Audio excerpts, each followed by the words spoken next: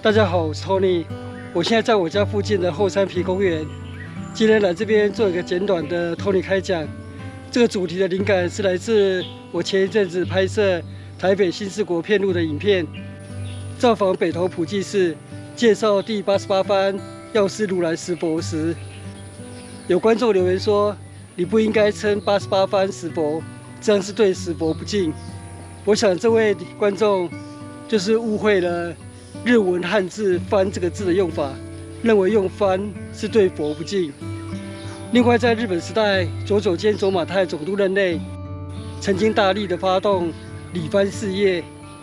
那这个礼幡，也有人念成礼幡，或是误写成礼幡。那事实上，这也是误念或是误读。所以我今天的 Tony 开讲，就来介绍这3个字“幡”、“幡”、“凡”的区别跟用法，所以大家就可以避免再犯这样的错误了。首先谈“番”这个字，大家都熟悉。大清帝国时代，就是将台湾的原住民分为生番及熟番，就是指高山族与平埔族，所以我们很熟悉“番”这个字。但是日本统治台湾之后，对于汉人将台湾的原住民称为生番、熟番，这个“番”字的用法很不习惯，因为日文的“番”字是指号的意思。例如，你家电话几号？那老一辈台湾人会说领导点为归欢。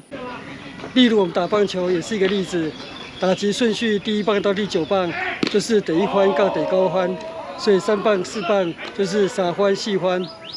如果你有去9份旅游，可能也会看到5番坑、8番坑这样的景点。那以前也有年轻的读者问我说5番坑是什么意思，我就回答说5番坑就是5号坑。你可能是把“番”这个字联想成是台湾原住民，所以你会很纳闷，什么是5番坑？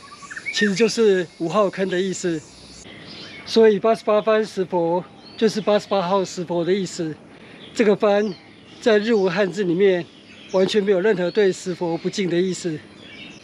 日本时代，台湾家家户户的地址也是用“番”这个字。例如当时宜兰头城老街的陈木树先生的家，地址就是宜兰郡头围庄头围58番地，就是头围58号的意思。所以日本人来到台湾，遇到大清帝国时代生番、熟番这样的番字用法，问题就来了。如果当时原住民住的区域称为番地，而一般人居家地址也是写着某某番地，那么就会造成困扰了。因为这2个番指的意思完全不同，却用了相同的字，所以当时日本人为了避免混淆，就将汉人原本称台湾原住民为番的这个字加上草字头，变成番，以此作为区隔。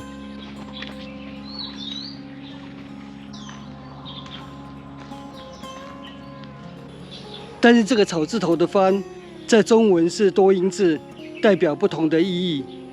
如果你查国语字典，“番”这个字可以念成“番”，也可以念成“凡”。例如以前我们中学读过的文章，周敦颐的《爱莲说》，起头第1句“水陆草木之花，可爱者甚蕃”，这个“繁”读“繁”是指繁多的意思。所以“番”这个字，如果是指台湾的原住民，正确的发音当然应该是念成“番”，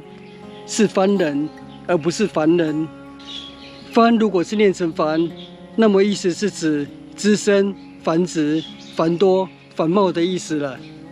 所以日本政府征讨台湾原住民的行动，应当称为理番，而不能念成理繁了。不过番这个字，除了番、繁的读音之外，还有一个很特殊的读音，就是中国唐朝时期被称为吐蕃的这个民族及政权。当时唐太宗还将文成公主嫁给吐蕃国王，以强化2国的关系。以前我们都将吐蕃念成吐蕃，不过近年来因为民族学、语言学、历史学界多年的考证，认为藏人始终自己将吐蕃念作吐蕃，所以依照语言名从主人的原则，就是事物以主人所称之名为名。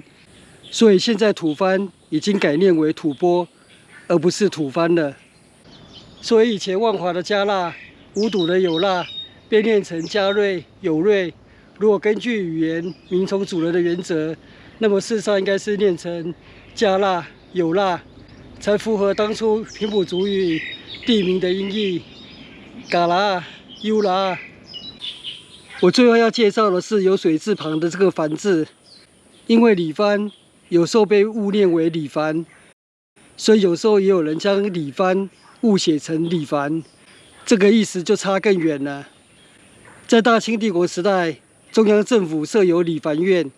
主要是负责对于蒙古、新疆、西藏等少数民族的治理。这个理番院的理番跟日本时代在台湾的理番意义是完全不一样的。大清帝国统治中国的时代，事实上是实施一国两制，就是统治汉人居住的中原地带，是沿用明朝的传统制度，以科举取士，分发各部，从事行政及治理地方；而蒙古、新疆、西藏则归理番院管理。这些地方的民族，比起汉人的地位，反而与皇室更为亲密，彼此有婚姻及宗教的结盟。理番院这个番有屏障王室的藩国的意思，而日本在台湾的理番则是治理番人的意思，所以两个的意思差别很大。所以如果你将理番写成理番，那这样不算是写错，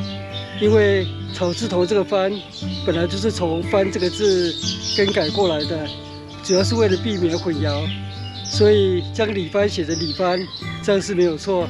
但是如果你将理番写成理番，那就是闹笑话了。